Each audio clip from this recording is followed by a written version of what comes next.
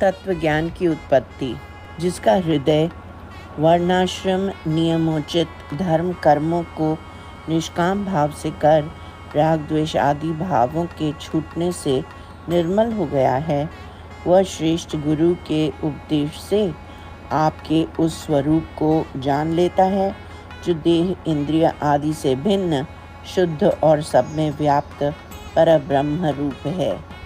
जिस प्रकार भिन्न भिन्न लकड़ियों के संबंध से अग्नि छोटी बड़ी तथा शांत दीप्त होती हैं, उसी प्रकार त्रिगुणात्मक शरीर के संबंध से आप पर नानत्व, स्थूलता, कृष्णता आदि स्वभाव आरोपित होते हैं। आचार्य रूप निचली अरणी और शिष्य रूप ऊपरी अरणी हैं। सम्यक उपदेशक रूप संघटन, मंथन, रगड़ से ज्ञान रूपिणी अग्नि अच्छी तरह प्रस्फुटित होती है। यह ज्ञानानल कर्म समूह वासना तथा इन दोनों से उत्पन्न शरीर एवं भुवक संबंधी भ्रांतियों को जला देता है।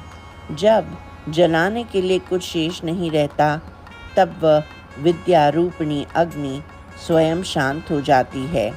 इस अवस्था को त्वन्मयता, भगवन्मयता कहते हैं। अर्थात इस स्थिति में आत्मा परमात्मा स्वरूप होकर विराजती है। आपकी उपर्युक्त प्रकार की प्राप्ति को छोड़कर क्लेश दूर करने वाला कोई दूसरा उपाय नहीं है। औषधियाँ, षट्गुण, षट्कर्म तथा अष्टांग योग आदि इस क्लेश हानि के लिए एकांतिक और आत्यांतिक नहीं हैं। जैसे आजीविका प्राप्त के लिए कृषि, अर्थात इन क्लेशों को पूर्ण रूप से दूर करने वाले एकांतिक और फिर आने से रोकने वाले आत्यांतिक नहीं हैं। वेद मार्ग विविध वैकल्पों, अपूर्णता, कमी, दोष आदि के कारण इस दुख निवारण में असमर्थ हैं। समर्थ माना जाए और उनका फल दुख निवारण एवं सुख प्राप्ति मिल जाए, तब भी कर्ता अधिक मदमत्त होकर आपको भूल जाता है। परिणामतः पतना जाता है और वह अनंत संकटों एवं विषादों में डूब जाता है। हे पद्मनाभ, आपके वैकुंठ को छोड़कर भय रहित लोक और कौन है?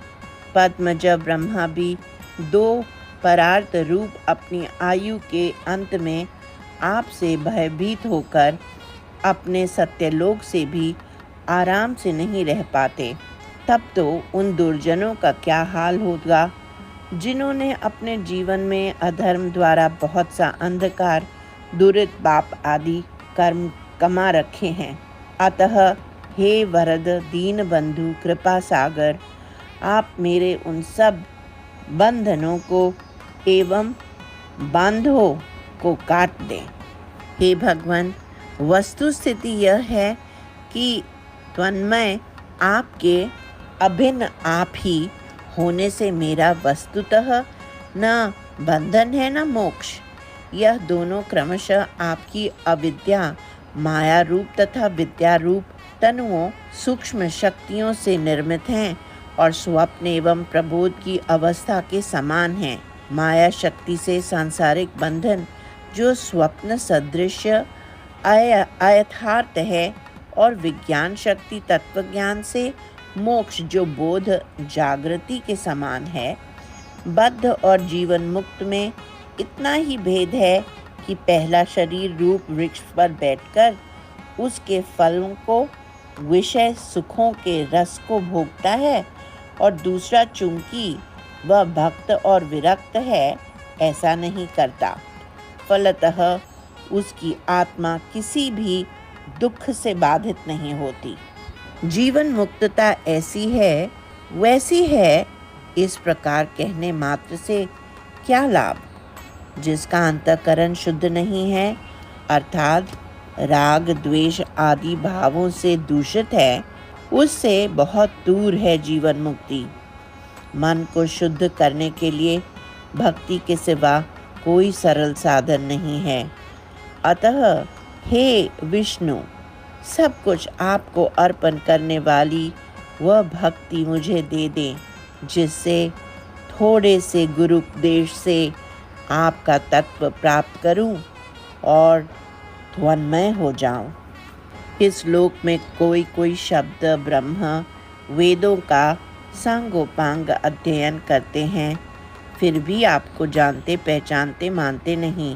व्यर्थ श्रम वाले वे बांझी गाय को चिरकाल से पालते आ रहे हैं, जिन वाणियों में विश्व भर के सर्वाधिक सुंदर तथा सभी पापों को नष्ट करने वाली आपकी दिव्य अवतार लीलाएं एवं आपके सच्चिदानंद स्वरूप का वर्णन नहीं है, उन वाणियों को का मैं कभी अधिकारी न हो जाऊं, कभी उनका व्यवहार न करूं।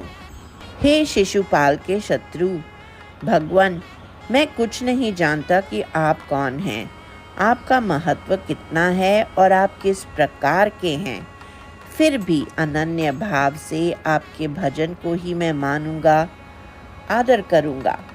आपके चिन्हों, प्रतिमा, विग्रह, चित्र आदि तथा आपके चरणों से प्रेम करने वाले भक्तों के दर्शन एवं स्पर्शन मुझे मिलते रहें और साथ साथ आपकी पूजा, नमन, स्तवन और गुणों एवं कर्मों के संकीर्तन का आदर भी मुझसे हो जाए।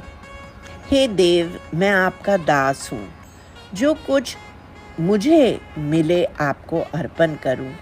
आपके मंदिरों, तीर्थों में झाड़ू लगाना, जल से धोना आदि दास्य वृत्तियाँ बिना किसी हिचक और छल के मैं बार बार करता रहूं। सूर्य, अग्नि, ब्राह्मण, आत्मा आदि में लसने वाले आपके चतुर्भुज रूप की मैं आराधना करता हूँ। मुझ में आपके प्रति प्रेम की आर्द्रता रूपिणी भक्ति उत्पन्न हो जाए, प्रवाहित हो जाए। आपके साथ सांद्रानंद रूप ऐक्य की प्राप्ति दान, होम, यज्ञ आदि कर्म, व्रत, नियम, तप, सांख्य बुद्धि, अष्टांग योग आदि से संभव नहीं। आपके सत्संग से ही गोकुल की पुण्यवती स्त्रियों को वह ऐक्य मिल गया। आपके और भी अनेकानेक भक्त थे, फिर भी आपने इन गोपियों की भक्ति का ही समादर किया था।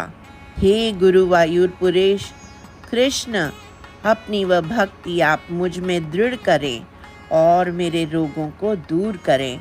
सर्वत्र गोविंद नाम संकीर्तन, गोविंदा गोविंदा।